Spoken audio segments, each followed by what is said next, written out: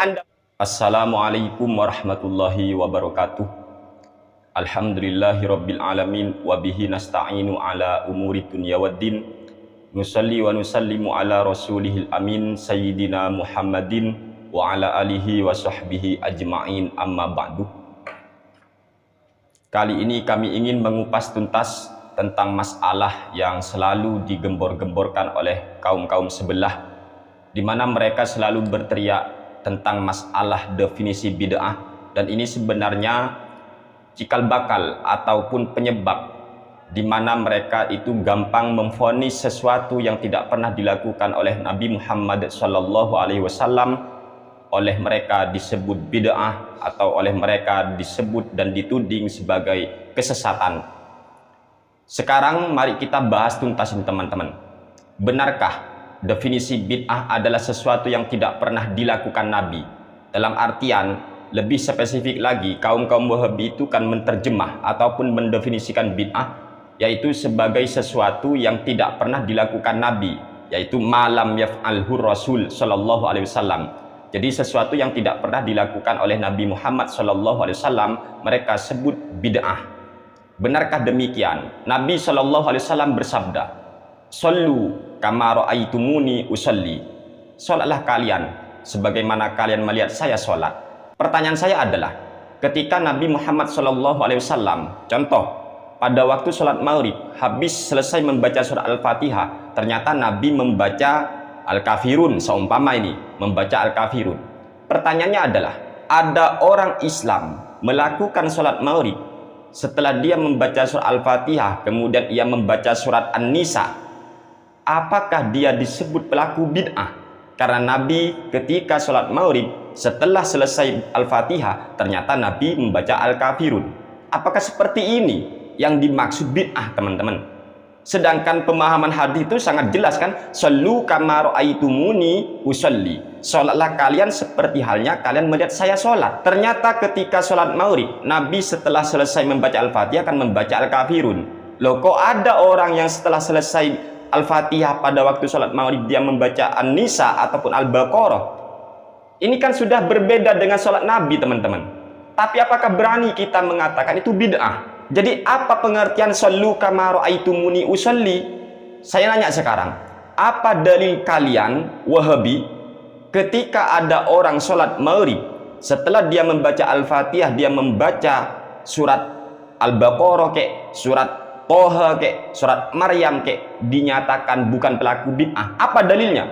Sedangkan Nabi Muhammad SAW dengan tegas, dengan jelas menyatakan shallu kama ra'aitumuni usolli. Apalagi kalau di Mekah, teman-teman, kita tahu ketika pada waktu penghujung daripada Ramadan ada doa khatmil Quran kan. Ini apakah pernah dilakukan Nabi? Jujur aja, wis, jujur aja.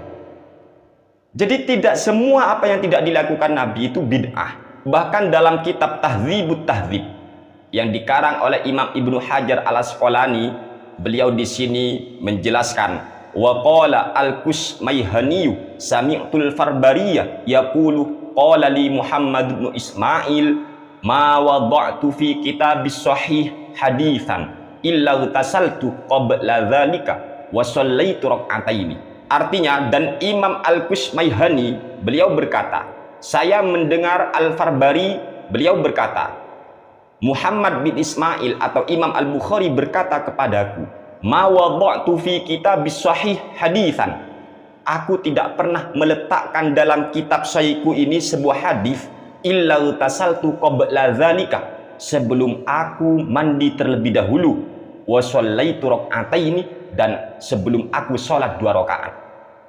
Ini Imam Al-Bukhari. Jadi beliau itu ketika mau menulis hadis sahih, beliau sebelum menulis hadis beliau mandi terlebih dahulu lalu sholat 2 rakaat. Pertanyaan saya adalah, adakah ajaran langsung dari Nabi Muhammad SAW atau adakah ajaran dari sahabat, gak usah dari Nabi, sahabat, yang menyuruh kita, menganjurkan kita ketika kita mau mencatat hadis harus mandi terlebih dahulu dan sholat 2 rakaat? Adakah? Jika tidak ada, apakah Anda berani mengatakan Imam Al-Bukhari sebagai pelaku bid'ah? Imam Al-Bukhari ketika beliau mau menulis hadis sahih, beliau mandi terlebih dahulu lalu sholat 2 rakaat. Yang jelas tidak ada dalil hadisnya. Tapi Imam Al-Bukhari melaksanakan semua itu, teman-teman. Apakah kita berani menuduh Imam Al-Bukhari pelaku bid'ah? Siapa ente Wahabi? Cek dalam kitab Tahdzibut Tahdzib karya Imam Ibnu Hajar Al-Asqalani. Masih kurang.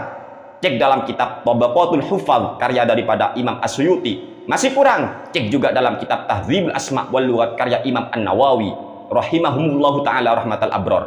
Kemudian Imam Malik bin Anas, beliau ternyata selalu melaksanakan sholat sunnah sebanyak 800 rakaat setiap hari. Hal ini bisa dicek dalam kitab Tabaqatul Hanabilah karya daripada Ibnu Abi Ya'la. Padahal kita tahu, katanya Nabi Muhammad SAW tidak pernah sholat baik di bulan Ramadan ataupun di luar Ramadan lebih dari 11 rakaat. Katanya Nabi itu tidak pernah sholat lebih dari 11 rakaat. Lalu apa dalil Imam Malik bin Anas kok berani setiap hari melaksanakan sholat sunnah sebanyak 800 rakaat? Apakah Anda berani mengatakan Imam Malik, pendiri mazhab Maliki ini, telah melakukan bid'ah? Siapa Anda, Wahabi? Kemudian Imam Ahmad bin Hambal, beliau selama 40 tahun di dalam sholatnya beliau selalu mendoakan Imamuna Asy-Syafi'i rahimahumallahu ta'ala. Seraya Imam Ahmad bin Hambal berkata dalam sholatnya, Allahumma ghfirli wali walidayya wali Muhammad ibn Idris Asy-Syafi'i. Ini doanya Imam Ahmad. Ya Allah, ampuni saya, ampuni orang tua saya, dan ampunilah Muhammad bin Idris Asy-Syafi'i. Ini Imam Ahmad bin Hambal dalam sholat ini. Padahal kita tahu, Shollu kama ra'aitumuni usolli, katanya. Apakah Nabi pernah sholat seperti ini, teman-teman? Berdoa untuk Imam Syafi'i? Lalu bagaimana dengan hadis Shollu kama ra'aitumuni usolli? Ayo. Atau jangan-jangan kita yang salah paham tentang makna daripada bid'ah. Lalu kita mengkerucutkan makna bid'ah apapun yang tidak dilakukan Nabi. Kalau apapun, semua yang tidak pernah dilakukan Nabi bid'ah, maka ketahuilah dan yakinilah kita banyak melakukan bid'ah. Kalian pun para Wahabi banyak melakukan bid'ah. Daurah tiap minggu pernah ada dalilnya? Ayo. Pernah nggak Nabi itu Shallallahu Alaihi Wasallam azan ketika mau melaksanakan sholat 5 waktu? Pernah nggak Nabi azan? Nggak pernah kan? Lalu kenapa Anda itu azan? Ayo. Oh, kan diperintah. Lah, jelas kan apa yang tidak dilakukan Nabi belum tentu bid'ah. Kalau apa yang tidak dilakukan Nabi bid'ah, rek, lu azan 5 waktu sebelum kita sholat itu juga bid'ah, karena Nabi tak pernah melakukan azan sendiri. Jadi perlu dirubah itu definisi malam yaf'alhu rasul, itu perlu dirubah. Perlu dirubah. Dan para ulama sudah menjelaskan itu, teman-teman. Jadi ada dalil am, ada dalil khusus. Kalau am, cari mukhasis nanti. Oh, kalau mutlak dicari muqayyid. Kalau mujmal dicari mubayyin.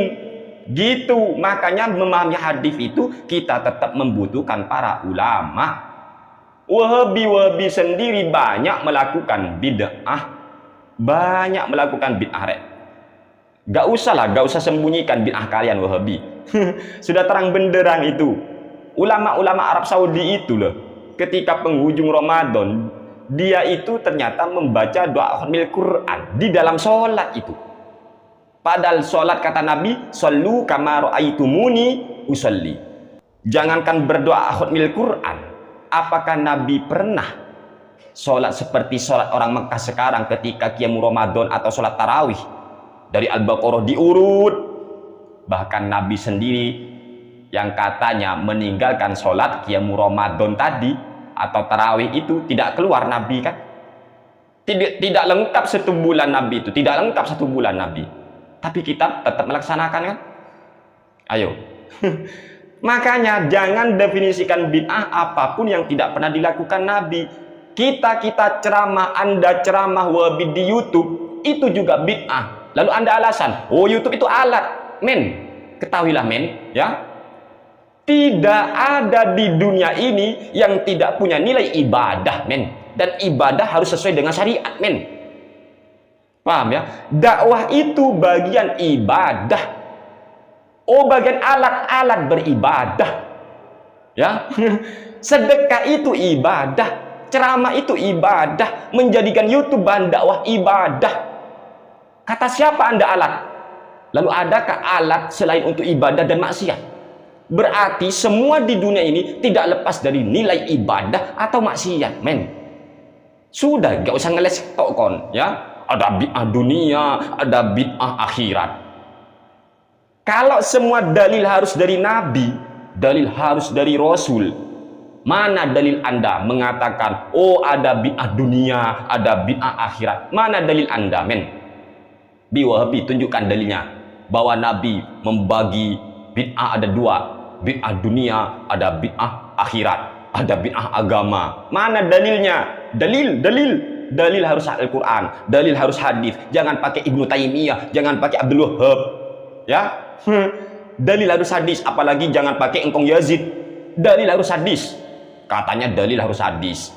Mana dalil Anda membagi bid'ah ada dua? Ada bid'ah alat, ada bid'ah ibadah, ada bid'ah ritual. Mana dalil Anda? Ayo, mana dalilnya? Dalil. Mikir. Fungsikan otak. Kan masih fungsi otaknya.